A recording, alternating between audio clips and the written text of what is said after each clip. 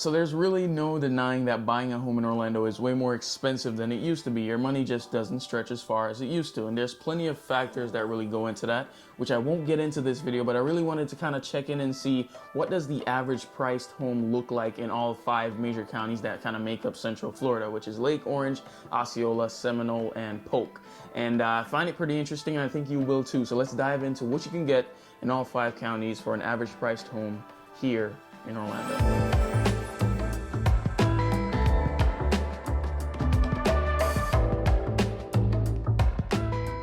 All right, so we're gonna get started with Polk County and kind of get you familiar with the areas in Polk County. It's gonna be like your Davenport, your Haines City, your Lake Alfred, your Dundee, your Lakeland, kind of those areas. And if we look in the past 30 days, just under 1,600 homes had sold, and you were looking on average at a 3-bed, 2-bath home just under 1,800 square feet, selling around $332,000, and they were on the market for just about 2 weeks, 14 days. And I'll throw some examples up, and as you can see, you're able to get a lot more for your money when you move out to Polk County. The biggest con, obviously, is gonna be that you're probably a little bit more removed from Orlando, and depending on where you live though, that might be beneficial. For example, a lot of people want to be in between Tampa and Orlando, so somewhere like Davenport or Lakeland becomes really attractive because it's almost like you're in the middle of the 2 cities. So it really just depends on what your goal is. If you're looking to be on a more affordable side, I definitely say give Polk County a look, because as it stands right now, last month the average price in Orlando is sitting right at just under $450,000. So at $332 on average, you're in a pretty good spot. So now we're moving over to Lake County, and areas in Lake County are going to be like your Claremont, Eustis, Tavares, Mount Dora, Groveland, the Villages, and kind of areas like those. And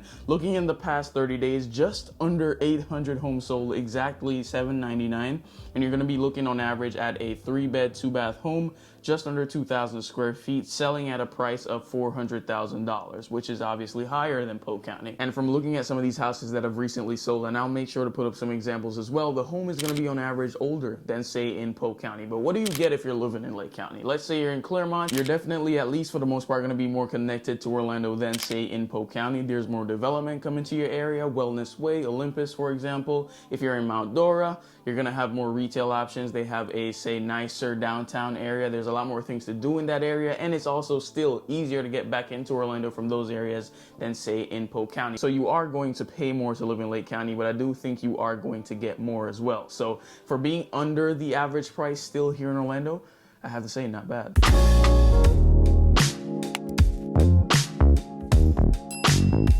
All right, so now we're gonna be in Orange County, and this is probably where you know most areas. This is gonna be like your Windermere, your Winter Garden, your Dr. Phillips, your downtown Orlando, Lake Nona, College Park, all these different places. They are all in Orange County. And if you take a look over the past 30 days, you were buying on average a 3-bed, 3-bath home just over 1,900 square feet, closing at a price at $473,000, lasting about 15 days on market before going under contract. Pretty much every county we've covered so far is the houses are only lasting like 2 weeks. So it's pretty crazy. It's still by far a seller's market. Now in Orange County, that $473,000 can mean very much, or it could mean very little. It really depends on where in Orange County you're going to be. For example, if you're in Horizon West, it's probably going to be a brand new townhouse. Or if you're in Winter Park, that might be a 3-bed, 2-bath built in 1940 or 1955 or 1962 that might need some repairs and renovations. If you're in Windermere, that might be an older townhouse. If you're in Lake Nona,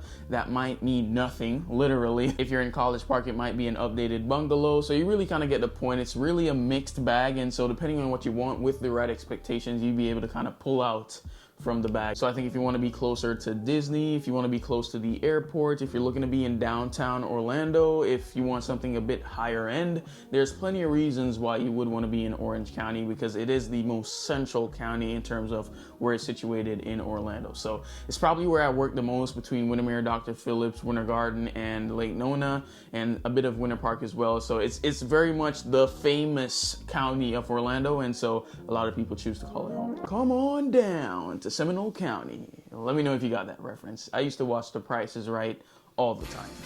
God bless that man. But we're in Seminole County. This is kind of going to be the areas like Lake Mary, Castleberry, Longwood, Altamont Springs, Oviedo, you know, kind of those areas in the northeast region of Orlando. Now, if you were to buy a house in the past 30 days, on average, it was going to be a 3-bed, 3-bath home just over 1,900 square feet, closing at an average price of $429,000, lasting on the market for about 13 days before going under contract.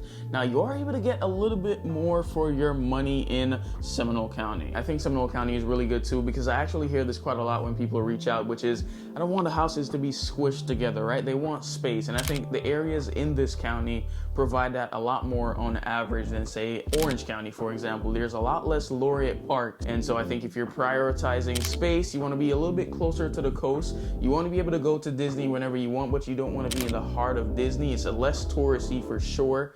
Touristy, more laid back for sure, but I think a lot of people actually want that. You're not like removed from Orlando, but again, you're not necessarily in the heart of it all, right? And so if you want that, you want something a little bit more spaced out and also on a bit more affordable side. It is under the current average of Orlando home prices, so if it wasn't on your radar before, I would consider giving it a shot.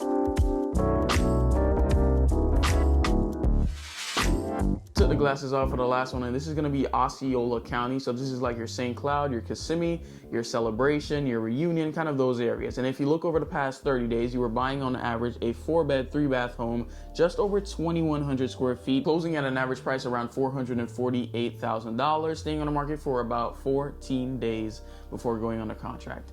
You're not getting past 2 weeks. But if you look at Osceola County, you're able to see that really Kissimmee takes up a large part of Osceola County, and you're able to get a lot more for your money in Kissimmee than, say, some of the other areas here in Central Florida. That money definitely doesn't stretch as far in Celebration, even though it's in the same county. But if you start to consider areas like St. Cloud and again Kissimmee, you're able to get a lot more square footage for the same amount of money as some of these other counties, as well as on average getting a newer home. So that is really the big reason why a lot of people flock to Osceola County, not to put it all in one box, because there are certain cons to Osceola County as well.